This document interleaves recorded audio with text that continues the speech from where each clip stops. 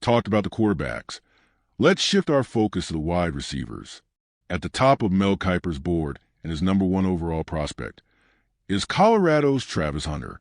But calling Hunter just a wide receiver would be a disservice to what he brings to the game.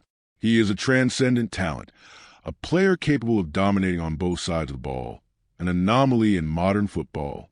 We'll get into his unique skill set shortly. Following him on Kiper's list is Matthew Golden out of Texas, who electrified scouts at the Combine with a blistering 4.29 in the 40-yard dash. Then comes Emeka Egbuka, fresh off a championship campaign at Ohio State, a battle-tested playmaker with big game experience.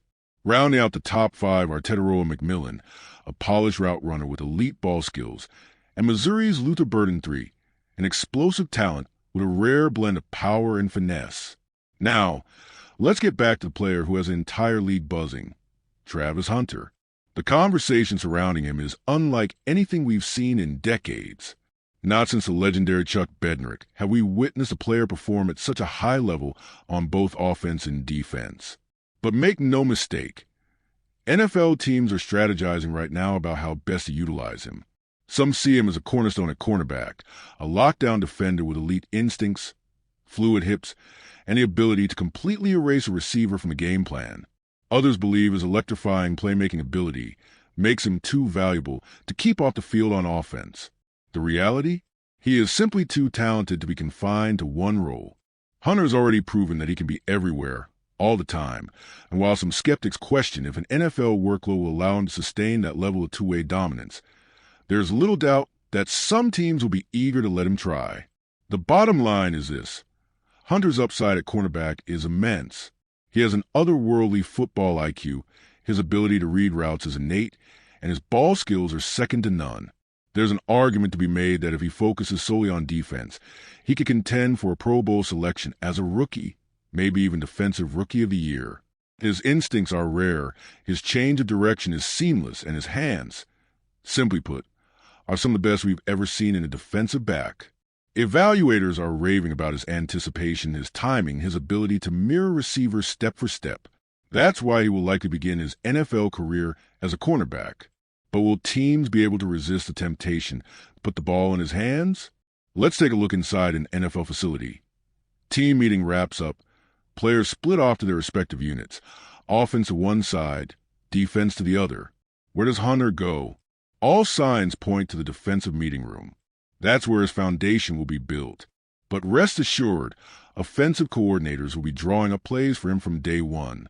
It's a matter of workload, of maximizing his impact without overloading him. Deion Sanders did it.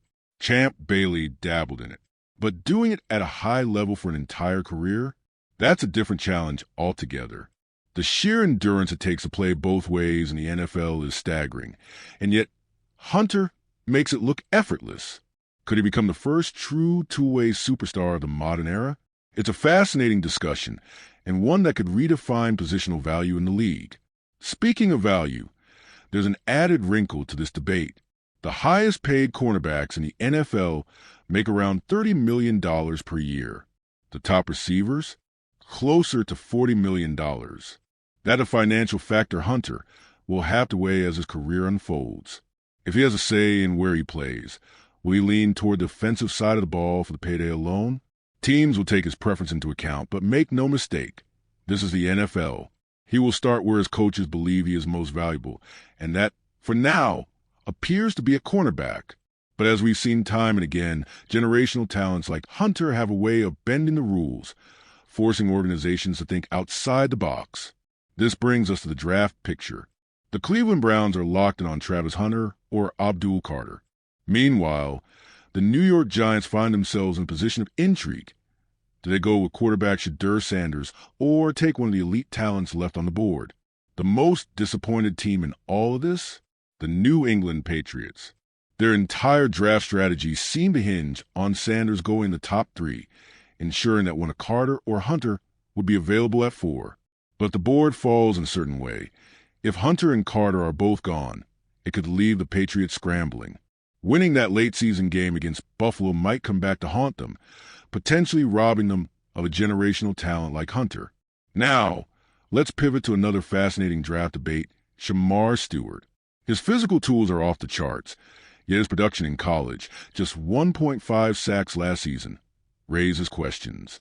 If you're the Atlanta Falcons sitting at pick 15, do you take a chance on his upside, or do you pass? There's no doubt in my mind, Atlanta needs to take him. They haven't had a double-digit sack guy since 2016. They haven't had a player with more than 7 sacks in a season since 2019. They need help. Stewart has the size, the explosiveness, the raw tools to be a game changer. The question is whether the Falcons coaching staff can unlock his full potential. Then there's Will Campbell, a left tackle prospect whose arm length measured just 32 5/8 inches at the combine. Some question whether he can hold up on the edge against elite pass rushers. But if you're the New York Jets at pick 7, do you take him? Without hesitation, yes. Arm length concerns? Forget them. This guy has vice grips for hands. His technique is outstanding, his footwork impeccable, and his ability to anchor against power rushers is next level. If the Jets take him, they plug him in at left tackle, slide another piece in at right tackle, and suddenly their offensive line is in great shape.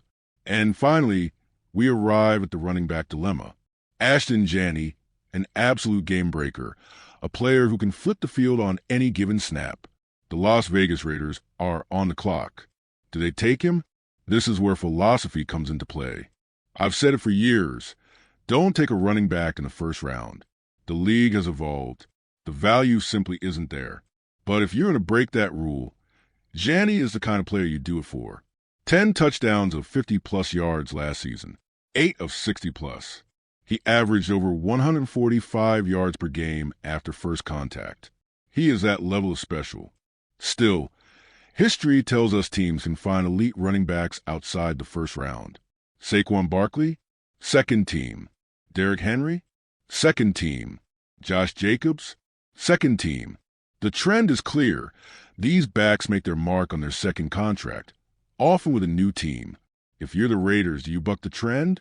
Or do you trust the depth of this running back class and wait until day 2? What's clear is this. This draft class is filled with elite talent at non-premium positions. Running backs, tight ends, linebackers. And the key to winning the draft is understanding value, maximizing positional impact, and knowing when to take your shot. For teams like the Raiders, the Jets, and the Patriots, the decisions they make on draft night could shape their franchise for years to come. And with a once-in-a-generation talent like Travis Hunter in the mix, the stakes have never been higher.